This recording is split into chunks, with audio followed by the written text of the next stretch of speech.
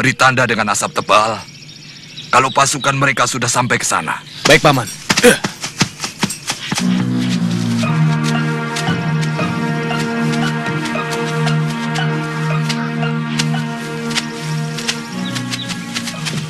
Oh. Singasari mengerahkan pasukannya secara besar-besaran. Kita harus segera melapor pada Patih Kebo Mundarang. Tenang, Kakang Janawidi. Tidak ada yang perlu ditakutkan. Apa yang ditakutkan dari sepasukan tentara yang sudah bosan bertempur? Semangat mereka sudah rapuh. Biar bagaimanapun harus kita laporkan. Sebab serapuh apapun mereka, kalau dalam jumlah begitu besar, tentu bisa membahayakan pasukan kita.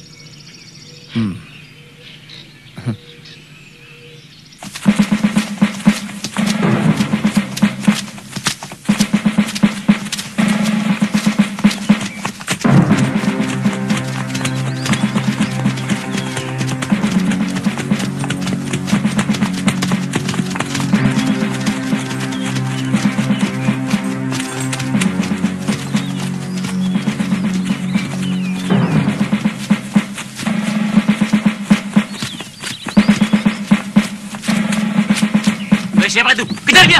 Ayo, tangkap!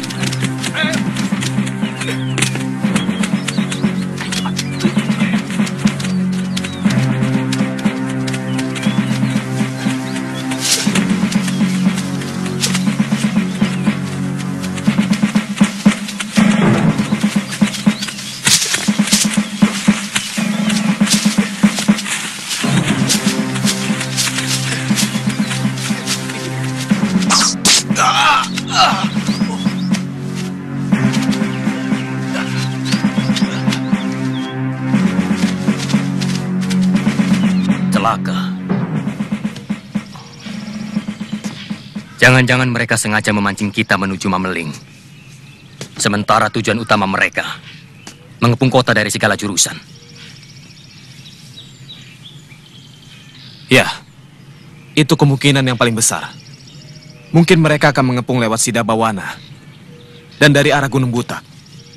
Dua jalur itu yang tidak pernah kita perhitungkan sebelumnya.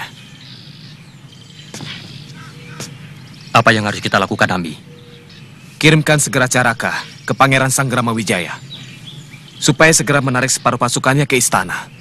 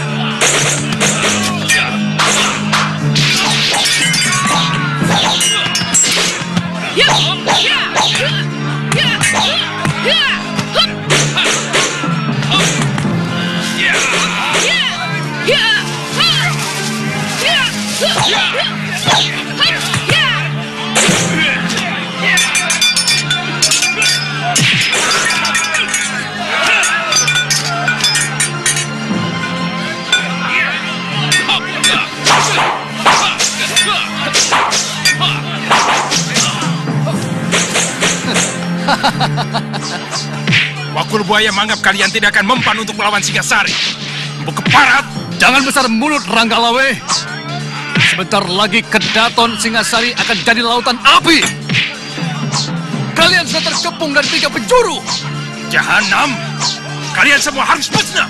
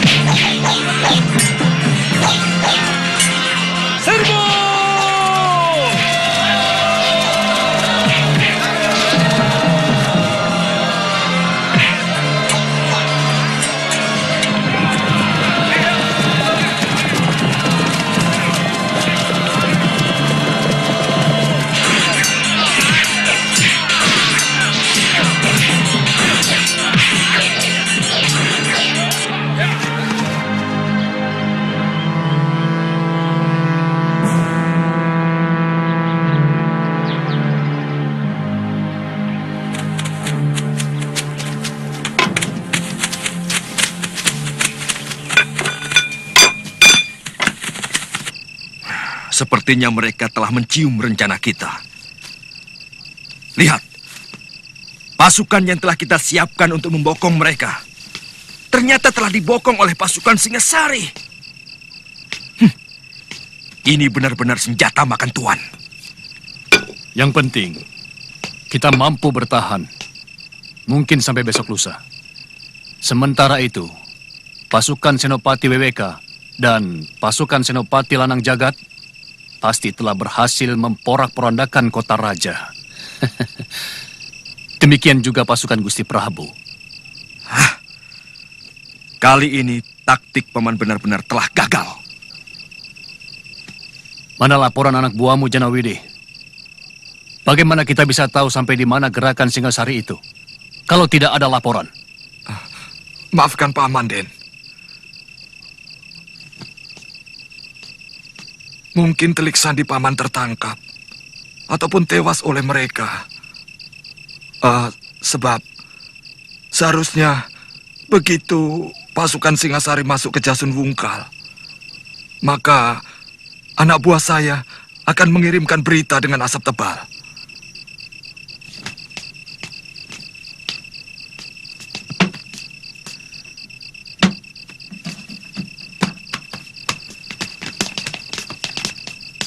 Kalau pasukan kita terus terdesak, kita harus mundur melingkar sampai ke Aksa. Di sini kita menunggu kedatangan pasukan Prabu Jaya Katuang, lalu bersama dengan Gusti Prabu, kita akan langsung menyerang kota raja. Dari Desa Lawor. Mengerti? Mengerti. Iya, mengerti.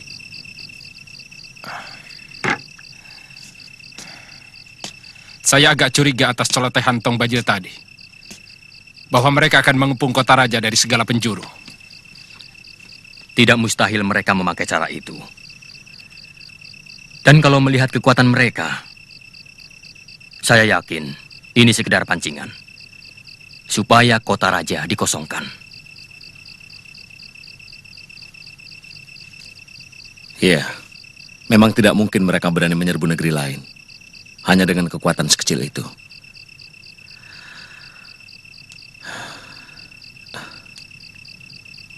Jangan-jangan mereka... Ya, awas tahu dia mata-mata. Ada apa ini? Ada apa? Mata-mata. Ayo masuk saja. Bukan, Bawa masuk. bukan. Ayo masuk. Saya Caraka, utusan Gusti Pranaraja. Ampun Gusti. Hamba utusan Gusti Pranaraja disuruh menyampaikan surat ini.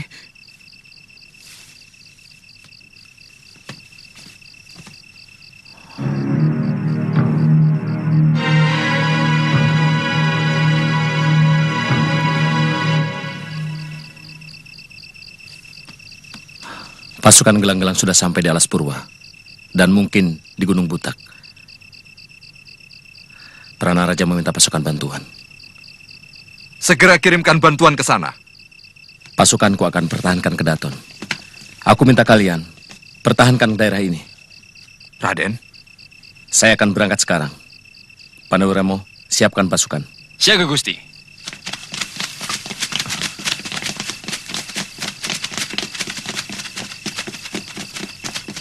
Saya ikut bersama Kakang. saya kira itu gagasan baik, Raden. Biar bagaimanapun juga, Raden berdua harus menyelamatkan istri-istri Raden. Kalau terjadi sesuatu dengan Singasari. Aku yang memimpin pasukan ini. Kau tidak berhak menyuruh siapapun dari pasukanku.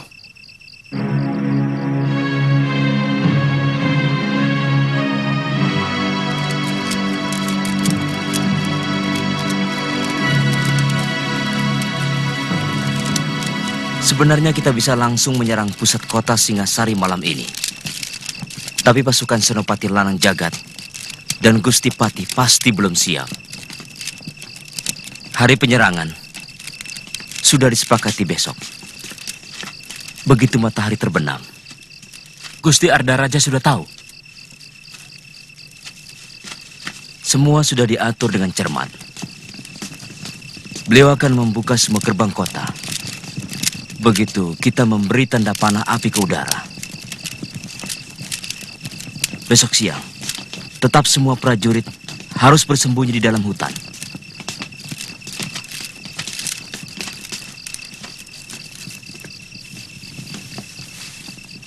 dan dilarang menyalakan api. Siaga, Gusti Senopati.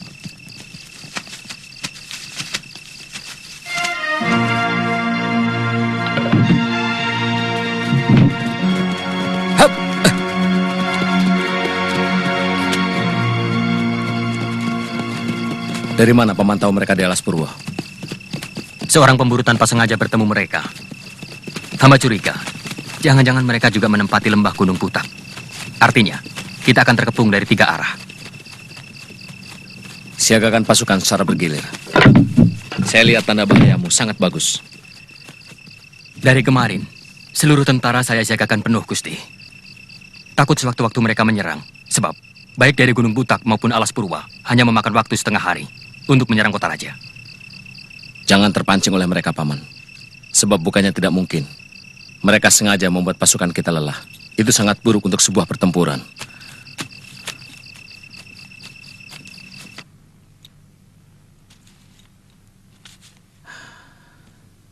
Dinda Tribuana.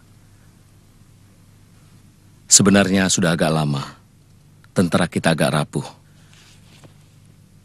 Karena Ayahanda Prabu lebih mengutamakan pasukan untuk mengamankan negeri-negeri jajahan di seantero Nusantara. Kita akan kalah oleh pasukan Paman Jaya Katuang. Kita harus memikirkan hal yang paling buruk. Kanda Dewi, Kakang Wijaya, apa benar pasukan gelang-gelang akan menyerbu kota raja? Semua Bayangkari Beling Satan tidak karuan. Semua orang di Puri menjadi bingung. Tidak usah bingung, Gayatri. Kalian harus tenang dalam keadaan bagaimanapun. Karena dalam ketenangan, kita tidak kehilangan akal. Jadi, apa yang harus kulakukan? Siapkan barang-barang penting yang harus dibawa.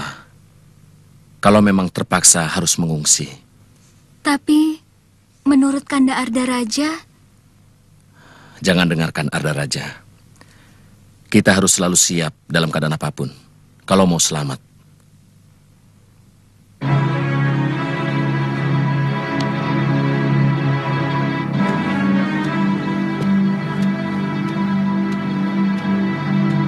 Goblok! Siapa yang menyuruh pasukanmu mundur dari medan tempur? Hah? Hamba harus mempertahankan kedaton Ayahanda Prabu. Prana Raja meminta bantuan pasukan hamba.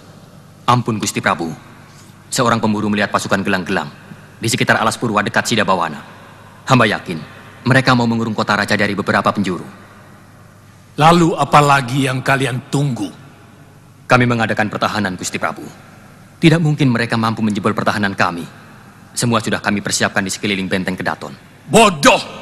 Pertahanan yang paling kuat adalah menyerang. Pengalaman dalam setiap penyerbuan, pasukanku selalu menang karena menyerang, bukan bertahan. Ingat, sekuat apapun pertahanan, tidak pernah bisa menang. Apa yang harus hamba lakukan, Ayahanda